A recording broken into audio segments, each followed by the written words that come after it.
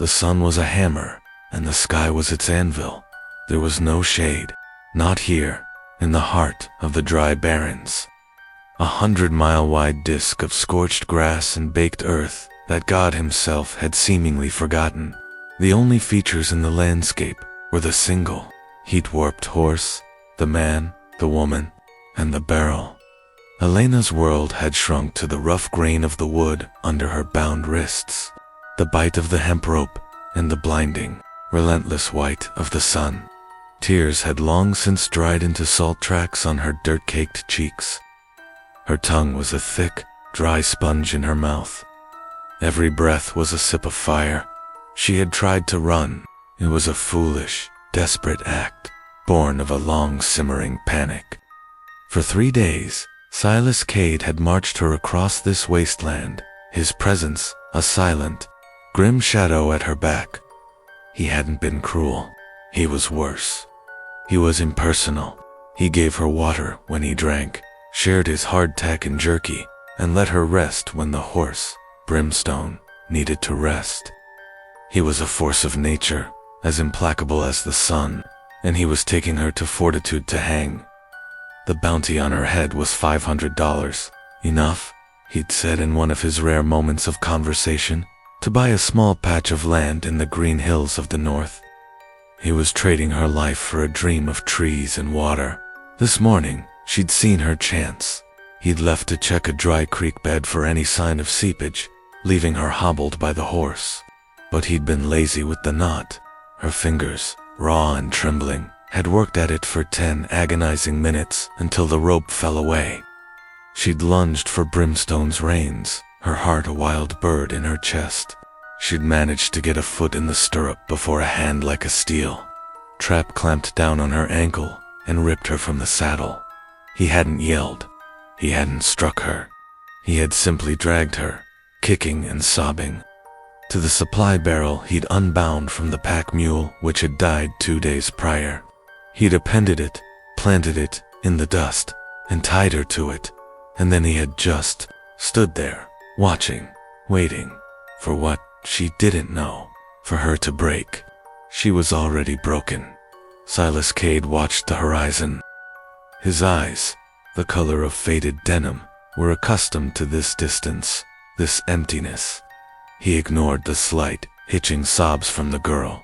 They were a distraction. The real threat was the shimmering line of dust to the northwest. It was too small for a storm, too steady for a dust devil. It was riders. He'd seen them an hour ago, which meant they were still a good 2 hours out, maybe 3. They were moving parallel to them, not directly at them. But in the barrens, there was no such thing as coincidence. He glanced at the girl, Elena. She was a slip of a thing, barely 20. Looked like a stiff wind would snap her in two. Yet she'd killed a man. Stabbed the son of a wealthy rancher with a pair of sewing shears in a hotel room in Abilene. She claimed he'd attacked her. Silas believed her. The boy, Landon Croft, had a reputation that stretched all the way to the capital, but the law didn't care about the why. It only cared about the what. And Silas Cade, for all his hard-bitten cynicism, was a man who served the what. His red bandana, soaked in sweat, did little to stop the sting of it in his eyes. He wasn't a monster. He'd taken this job because the poster said wanted, alive. He didn't hang people. He just delivered them to the men who did. He'd been telling himself that for 10 years, and it had been enough. Until now, something about this girl, her silence, the way she'd looked at him when he'd caught her, not with fear, but with a profound, bottomless despair. It had pricked at something dormant in him. "Please," she whispered. Her voice was a dry rasp. "Water." Silas walked to Brimstone. The horse shifted, weary, his coat dark with sweat. From a battered canteen, Silas poured a cup of water. It was hot, metallic tasting and precious as gold. He walked to her. She flinched as he approached, her eyes screwing shut. He sighed, a rough sound, and pressed the tin cup to her lips. "Drink," he commanded. She gulped at it greedily, water spilling down her chin, making clean rivulets in the grime. When it was gone, she licked the rim, her eyes opening. They were hazel, shot through with green and gold, and currently filled with a desperate, animal terror. "They're not going to hang me, are they?" she whispered, the water giving her voice a brief strength. "Old man Croft. He won't let it get to a trial." Silas didn't answer. He'd heard the rumors. Croft had put the $500 bounty up himself, bypassing the marshals. He wanted her back in his territory. He wanted his own justice. Silas knew what that meant. A rope, a tree, and a laughing audience of ranch hands. "I'm taking you to the marshal at Fortitude," he said flatly. "That's the job." "You're taking me to my grave," she choked out, a fresh wave of tears welling. "He'll be waiting. His men will be waiting. Please, just, just let me go. Let me go out here. I'll take my chances. It's better than what he'll do." Silas took the cup from her and stalked back to the horse. He looked at the dust cloud. It was closer now. Definitely riders. And they had changed direction. They were angling toward them. His gut tightened. He'd bet his life it was Croft's men. They must have been patrolling the edge of the barrens, a net cast wide for this very girl. He was one man, with one tired horse. He was good with his pistol, better with his rifle, but he was not a fool. Against a posse, he was just a dead man waiting, and so was she. He looked at Alina. Her head was bowed again, her shoulders shaking. She was tied to a barrel, a sacrifice waiting on an altar of dust. He thought of the $500. He thought of the patch of green land, the stream he'd imagined running through it, the small cabin he'd built with his own hands, a place to finally wash the trail dust off his soul. He weighed that dream against the girl's life. He weighed it against the lives of the men riding toward them. He was a simple man, and the math was simple. His life, and the bounty, versus her life. "Damn it," he muttered, the oath stolen by the dry wind. He strode over to her.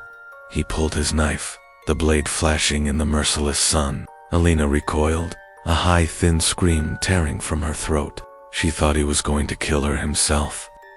"Quiet, girl," he snarled.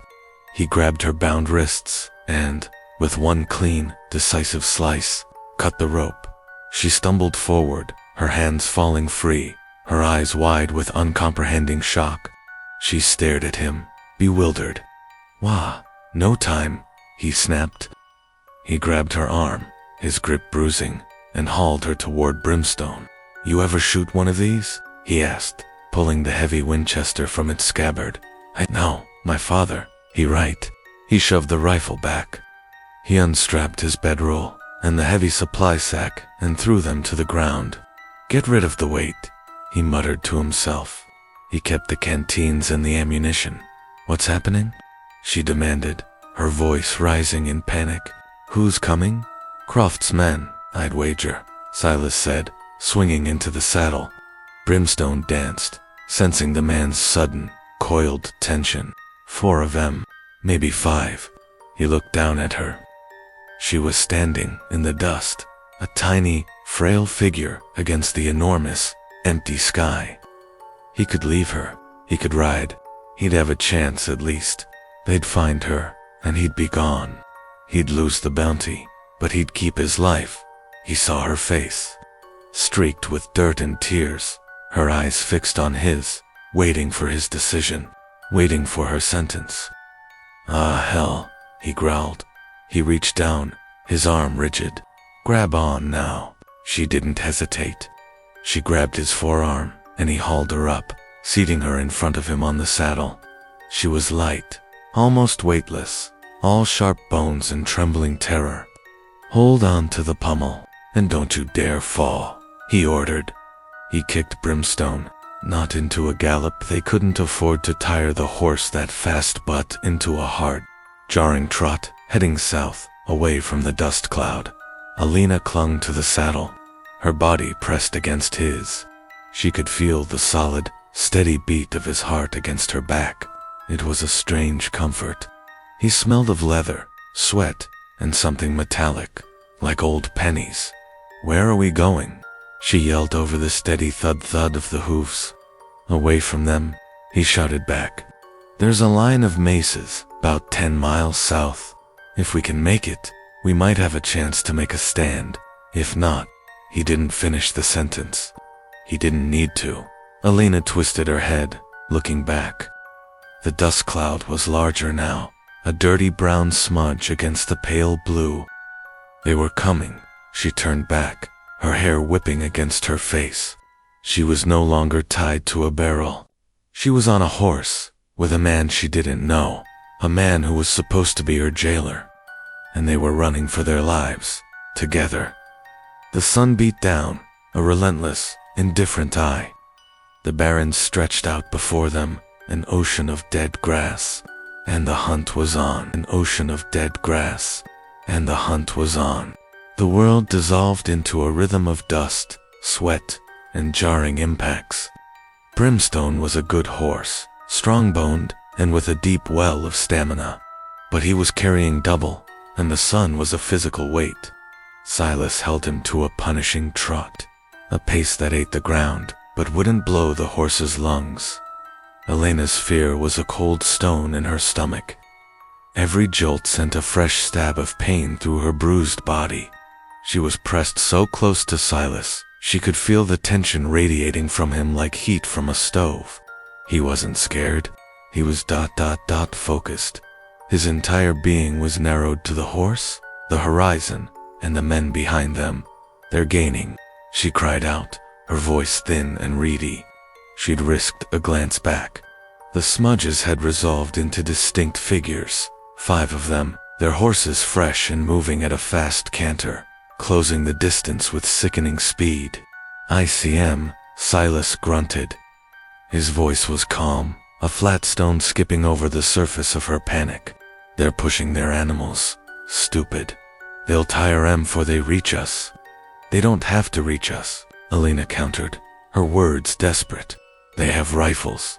"So do I," he said, "and I'm better." He pulled Brimstone to a sudden, skidding halt. The horse grunted, flanks heaving. "Get down," he ordered, sliding from the saddle. Elena tumbled off, her legs buckling. Silas was already on one knee, his Winchester pulled from the scabbard. He was a study in grim efficiency. He levered around into the chamber. The shuck shook a terrifyingly final sound. "This is just too slow, he muttered, more to himself than to her. He raised the rifle, sighted, and let out a slow breath. The distance was extreme, well over 800 yards, a miracle shot. The rifle bucked against his shoulder, its crack splitting the oppressive silence. Elena watched, holding her breath. One of the riders in the distance pulled up sharply. His horse reared. "Had he hit him?" "Nicked the horse," Silas said, his eyes still squinted down the sight. "Good enough." He fired again. The bullet kicked up dust well short of the second rider. The posse slowed, spreading out. They were no longer a tight pack, but a wary fanned-out line. "See?" Silas said, standing. He grabbed Brimstone's reins. "We bought 10 minutes." He shoved her toward the horse. Up. He didn't help her this time. She clawed her way into the saddle, and he swung up behind her, his body a hard protective wall at her back. He kicked Brimstone into a run, a desperate, lung-searing gallop. The mesas, which had been a low, purple smudge on the horizon, were closer now. They were a series of flat-topped, sheer-sided rock formations, islands of stone in the grassy sea, their only hope. They rode for what felt like an eternity. Brimstone's breath was a ragged, roaring bellows. Foam flecked from his mouth, spattering Elena's arm. The horse was dying under them, and she knew it. "He's done, Silas," she gasped, feeling the horse's powerful rhythm falter. "Almost there," Silas urged, his voice tight. He was leaning forward, whispering in the horse's ear, a stream of quiet encouragements. "Come on, big fella, just to the rocks, just to the rocks." Behind them, the pop of a distant rifle shot echoed, a bullet wind, impossibly high, over their heads. They were in range. Brimstone stumbled. He caught himself, staggered, and then his front legs folded. The world tilted sideways. Alina was thrown clear, Silas's arm shoving her away from the falling animal.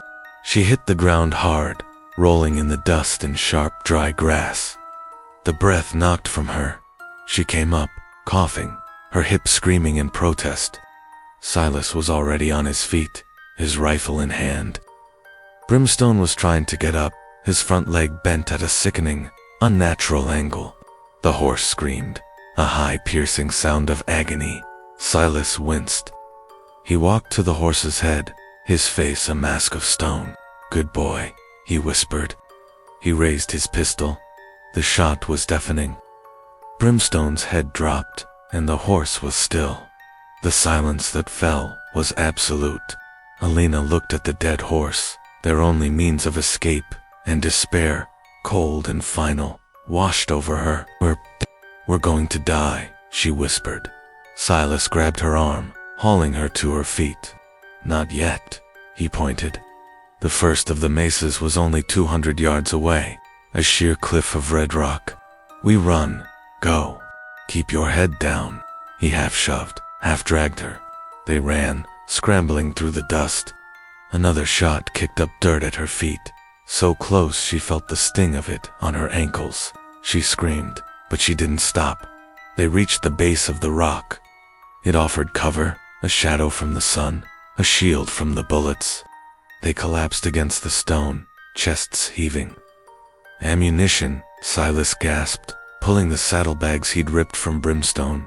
He dumped boxes of cartridges onto the ground. He had his rifle, his pistol. He looked at her. "You said you couldn't shoot. You lied to me." I've shot a pistol," she stammered. At ... at bottles. "My brother taught me. But I'm not good." "Don't need to be good," Silas said, tossing her his heavy Colt revolver. "You just need to be loud, and point it at anyone who ain't me." He checked the revolver. 6 rounds. He handed her a handful of loose cartridges. "Don't fire till I tell you. Don't fire till you can see the whites of their eyes. Understand?" She nodded, her hand shaking so badly she could barely hold the heavy pistol. The 5 riders pulled up by the dead horse. They dismounted, taking cover behind it. They were a long way off, but they were safe. It was a siege. "They'll wait," Silas said, his voice low. He was scanning the cliff face above them. "They'll wait till dark, or they'll try and pin us. Send a man around each side. They'll get us," Alina whispered, her voice trembling. "Maybe," Silas said. He looked at her, his gaze sharp. "Why'd you do it, girl? Really?" The question, in this moment, was so absurd she almost laughed. "What does it matter?" "Humor me," he said, his eyes never leaving the men in the distance. She took a ragged breath. H.E. Landon Croft. He was a monster. Everyone knew it. He liked to hurt girls. My friend Sarah, ... She worked at the hotel. He beat her so bad she lost a baby. She choked on a sob. He came to my room. He thought I was like the others. That he could. I had my sewing shears. I told him to leave. He laughed. He grabbed me. I stabbed him. I don't even remember doing it. I ran, and I've been running ever since." Silas was silent for a long time. He just watched the men. "One man," he finally said, "for one reason, and they send 5 to hunt you down. World's a broken place, ain't it?" He pointed up. "See that ledge?" Alina followed his gaze. About 30 feet up, a narrow shadowed ledge cut across the rock face, leading around a curve in the mesa. "I can get up there," he said. "Get a better angle. They won't see me. I can maybe take 1 or 2 of them. Create a diversion. In me." She asked, her voice small. "You stay here. You stay quiet. When you hear me shoot, you fire that pistol. Fast as you can. Not at them. Just into the air. Make a racket. Make 'em think we're both here. and we're panicking. And then what? And then you run, he said, his voice flat. You run as fast as you can. Head south. Don't stop. Don't look back. She stared at him. You're letting me go? I'm giving you a chance, he corrected. It ain't a good one, but it's the only one you've got. The bounty's gone. My horse is gone. That $500 ain't worth this. He looked at her, and for the first time, she saw something behind the hard, pragmatic mask. It wasn't pity. It was ... respect. You did what you had to, he said, echoing her own defense. Go on, now. Get ready. What about you? She asked, her throat tight. Silas chambered around in his rifle. I'm a hard man to kill. Now, you remember what I said. Wait for my shot. Then make your noise. And run, girl. Run till your legs give out, and then crawl. He found handholds in the rock face and began to climb. He moved with a surprising, spidery grace for a man his size. In moments, he had reached the ledge and disappeared around the corner. Alina was alone. She was alone at the base of a rock, in a wasteland, with a pistol she barely knew how to use. 5 men who wanted her dead were hunkered down 200 yards away, and her only ally was a bounty hunter who had just abandoned her to create a diversion. She checked the pistol, her hands still shaking. She looked south, at the endless, shimmering heat. Running seemed impossible, futile. But then she thought of Landon Croft's laugh. She thought of Silas's dead horse. She thought of the cold, hard respect in his eyes. She wasn't that girl in the hotel room anymore. She wasn't the girl tied to the barrel. She raised the pistol, aiming it at the sky. Her hands were still shaking, but her grip was firm. She was terrified, but she was ready. She waited for the sound of the first shot, but she was ready. She waited for the sound of the first shot,